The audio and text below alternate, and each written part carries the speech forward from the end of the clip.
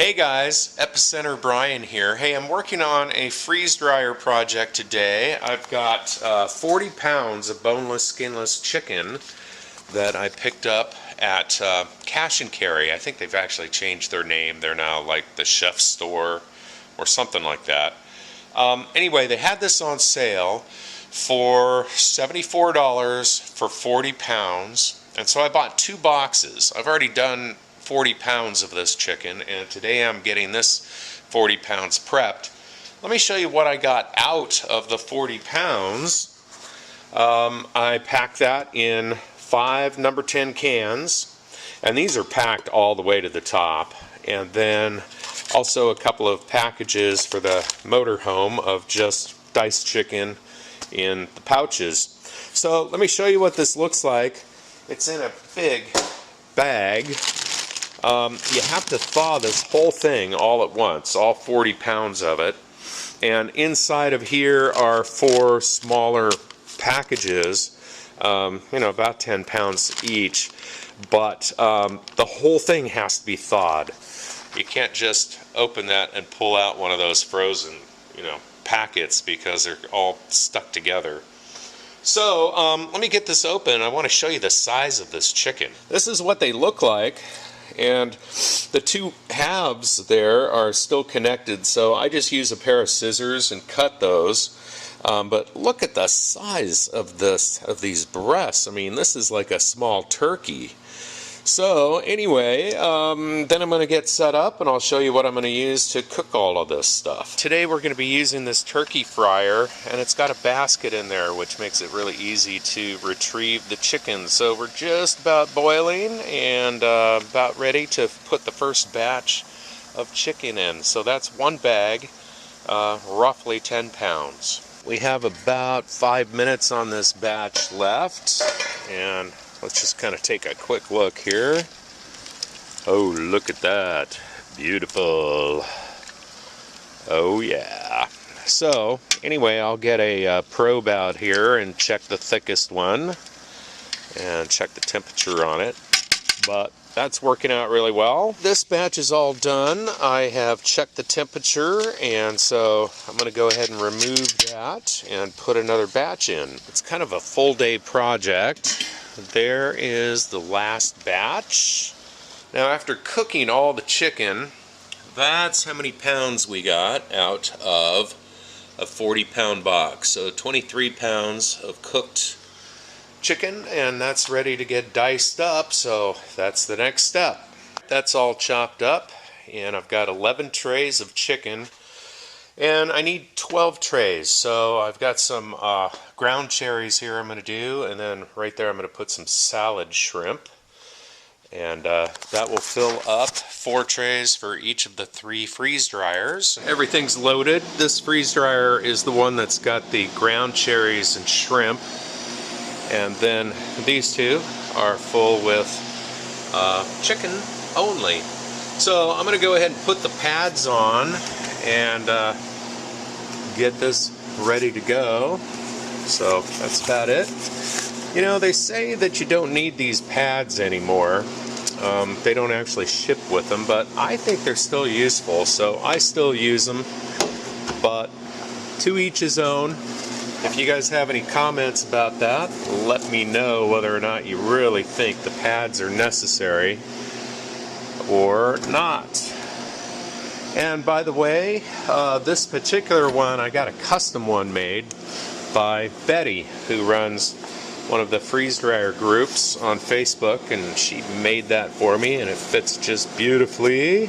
I wanted a white one with black around it to kind of go with my yin-yang theme on these 2 freeze dryers. Alright, well, we'll check that out tomorrow. The chicken is freeze dried, and so we're going to get this loaded into the number 10 cans. We're going to start with this old machine here, and I'm just going to fake it out, tell it that it's done. And then over here I'm going to close this valve, and that is the vacuum for the freeze dryer. And then I'm going to turn that off, and I'm going to open this drain valve,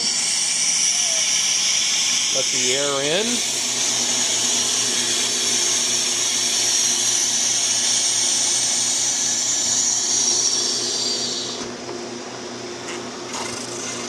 right, and here we go. Now what I use is one of these funnels.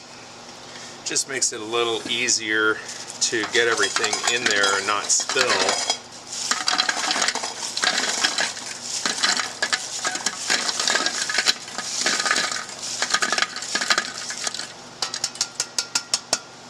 Okay, there's one, and you can see that's pretty much half a can. And then we'll do another one in here. See if I can get 2 full trays in here, I'm not sure.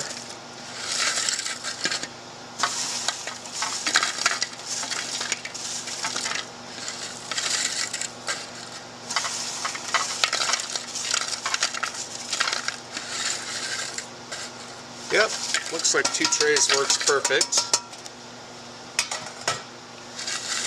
And there we go.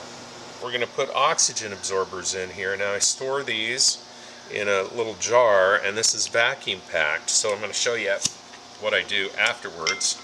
These are 300cc oxygen absorbers. One of those is enough for a number 10 can, but I always put 2 in because it's cheap insurance. Okay, so we're going to seal those on the can sealer here in just a minute. Now, I want to show you what I do with my oxygen absorbers. So this has a little indicator that says it's been exposed to oxygen or not. And I've got an attachment here that hooks up to a food saver on this vacuum port down here. So this goes over the top of your lid, and then you just start up the sealer. And as soon as it's done, then immediately you pop this off, and that forces the lid down, and that is all sealed again. Okay, and then just for safety, I always put the ring on and tighten it.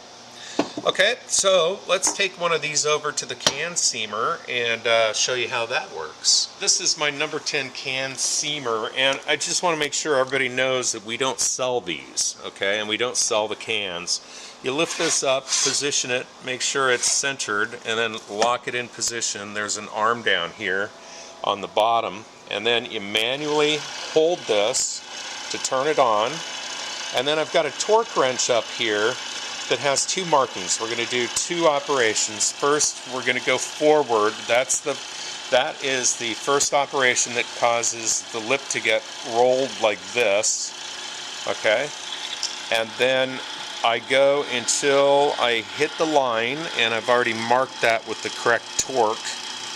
Okay, and you let this rotate several times while it's doing that operation. Okay, and then you pull back, and that does the final operation, which takes that and tucks it under like this. Okay, and again you go until you hit the line, hold that for several turns, and then it's all done. Let off on power, take this handle, drop it down, and there you go. So you have a nice seam just like the original one, and that can's all done. Pretty cool, huh? So that is the broth from 40 pounds, and I'm reducing that right now, so I'm going to freeze dry all of that as well. Yum! The chicken broth is done, so I'm going to start unloading the freeze dryers one at a time and get that all packaged up, so I'll show you how this works. So first off, I'm going to force this one to complete, and I'm going to turn this valve off. Okay, and now I can open the drain down here.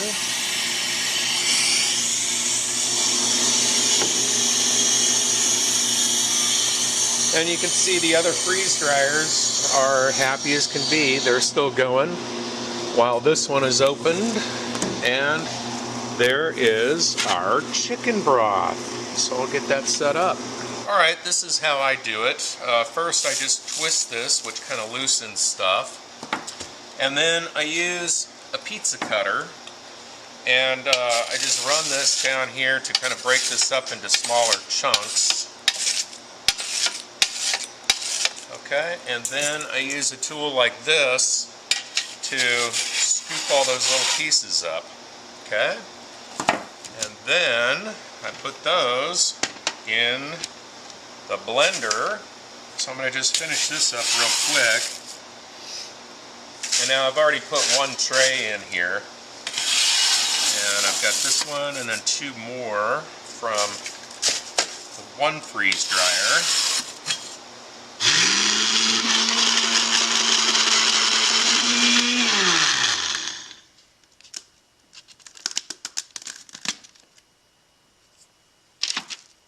Smells like chicken.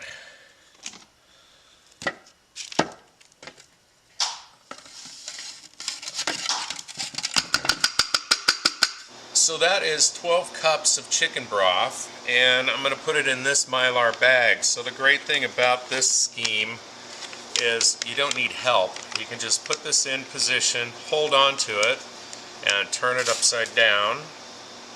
Try not to shake it too much because you're going to want to be sealing this with a heat sealer. Okay, and then the oxygen absorber is going to go in there before that gets heat sealed. So I'm going to set this aside and start on the next batch. Well, that seems like a lot of work for 2 1/8 gallons of chicken broth, but boy, you know, when the time comes to make some chicken soup, or any kind of soup for that matter, this stuff right here is going to be gold. Alright, well that's about it. Hope you enjoyed that video, and for the epicenter.com, I'm Epicenter Brian, signing out.